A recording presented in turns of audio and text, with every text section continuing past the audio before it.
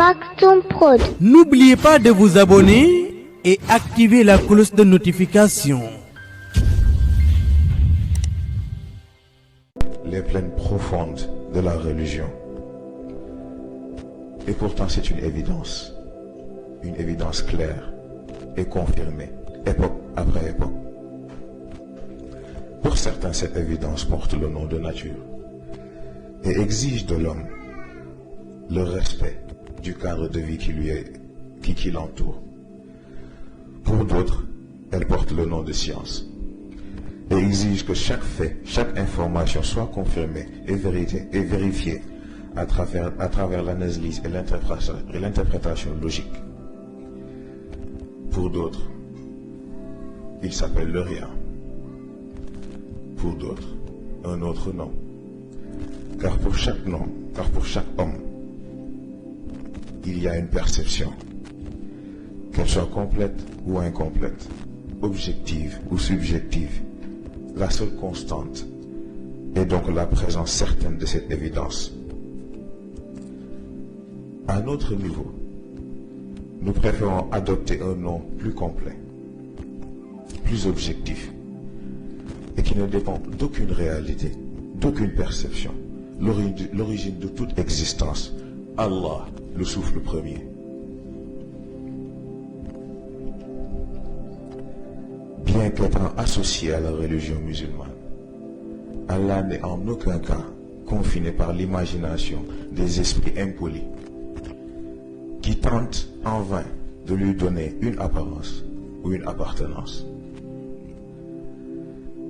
Le souffle de vie étant à l'origine de tout et de tous, est la fondation sur laquelle la supériorité de l'homme est basée. Car ayant été doté de trois dimensions distinctes, aux premières allures faibles et banales, l'homme a aussi été doté d'un potentiel illimité, à travers lequel tous ses composants peuvent être reforgés et améliorés d'une façon exponentielle. Et c'est donc à travers le corps, l'esprit et l'âme que l'homme doit faire une réévolution qui prendra en compte sa présence et son impact dans tous les états de la création. Pour devenir l'humain élu d'Allah. Il reste alors à l'homme une dernière conquête, la plus noble conquête, celle de soi, celle qui lui ouvrira la voie de l'héritage qui lui a été destiné. C'est donc ainsi que nous vous accueillons au Colisée de l'éveil. Il n'est pas question de combat entre gladiateurs ou de spectacles divertissants. Il est plutôt question de préparer l'homme à cette réévolution qui l'attend. Il y a donc un seul et unique combat. L'homme d'aujourd'hui contre l'humain de demain. En ce sens, ce Colisée est différent de celui de César, qui n'a su prendre vie qu'au cours des divertissements qui ont été proposés. Ce Colisée n'est animé que par une chose, une symphonie. Cette mélodie qui réveille le corps, accélère l'esprit et exalte l'âme. Iqra bismi rabbik.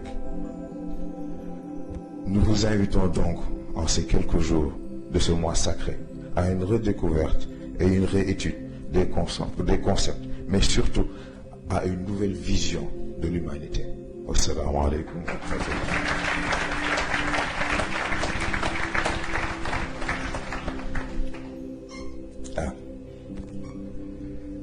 ñoo ngi jéggalu ci baatu tubaab bi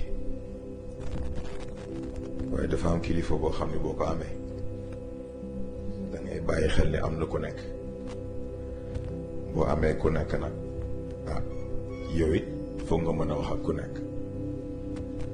ñoo ngi nuyu ñëpp di baalu ñëpp àq di baal ñëpp àq te di ñaan yàlla nañu boole barkeelal ñu suñu koor nañu yàlla mottali suñu yéene ñun ñëpp. kàddu yi sax jarul muy gën a gudd ndax yàlla xam ne lii ñu indi fekk nañ boroom yëf yi wax ko. xanaa compléter li ñu mën a compléter rek participer li ñu mën a participer waaye matoon na ba pare niñ déggee léegi góor gi indi ko doomu aadama dafa am nit am projet bi nag bu amee nit a tax ñuy wax waaye lan mooy nit nit mooy doomu aadama bi yitte ak jom tabax ndax jom ak yitte mooy tax doomu aadama xam ni yàlla doy na ko leneen du dugg àjjana di noos jom ak yitte mooy tax nit xam ni gannaaw àdduna gi ak lu mu fi mën ci sonn am na foo xam ne par force il faut mu dellu fa te mooy ci borom kon nag balaa moo dem il faut mu defaru fii boobu taxawee ci kanamam durus loolu mooy objectif Colisée bi ñu tudd xëy na Colisée ba ñu miinoon booy ba nekk ca Rome. Maktoum Prod. N'oubliez pas de vous abonner et activer la cloche de notification.